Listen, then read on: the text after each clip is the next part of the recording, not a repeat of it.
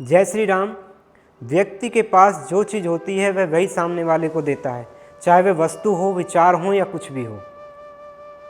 हमारे पास जैसे विचार होंगे वैसे ही विचार हम सामने वाले के रखेंगे।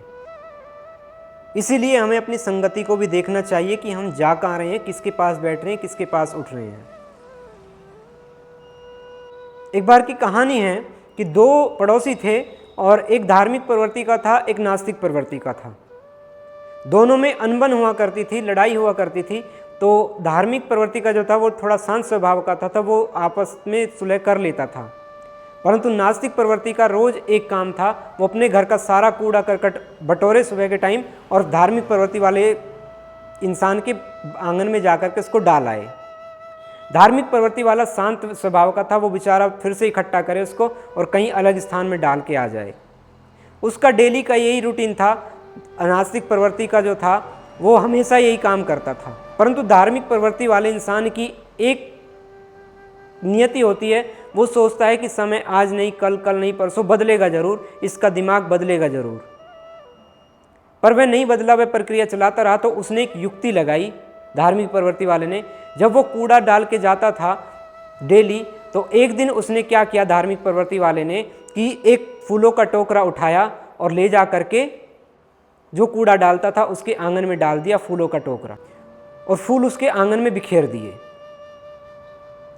अब ये देख करके उसको, जो नास्तिक प्रवृत्ति का था, बड़ा अचंभा हुआ। उसने सोचा मैं डेली इसके आंगन में जाकर के कूड़ा डालता हूँ और इसने मेरे आंगन में फूल ला करके डाले हैं। बात तो बड़ी आश्चर्य की है। तो उसने सोचा कि क्यों ना इससे पूछा जाए। वो उसके पास गया और उसने कहा कि तुमने ऐसा क्यों किया, मैं डेली तुम्हारे आंगन में कूड़ा डालता हूँ, तुमने मेरे आंगन में फूल क्यों डाले। तो धार्मिक प्रवृत्ति का जो इंसान था उसने कहा तुम्हारे पास केवल कूड़ा था तो तुमने मेरे आंगन में कूड़ा डाला, मेरे पास फूल थे तो मैंने तुम्हारे आंगन में फूल डाले। सामने वाले के विचार कैसे भी हों, पर हमें अपने विचार अच्छे ही रखने चाहिए। चाहे वह कुछ भी कहे हमारे बारे में, हमेशा सामने वाले के बारे में अच्छा ही सोचना चाहिए। कई बार हमारी प्रवृत्ति बदल जाती है, परंतु हम देखते हैं कि कोई भूखा इंसान है, हम उसको ऐसे खाने का प्रबंध कराते हैं जो हमारे भी खाने लायक ना हो। भैया अगर किसी को खिला रहे हो तो अच्छा खाना खिलाओ, भले ही थोड़ा खिलाओ पर अच्छा खिलाओ।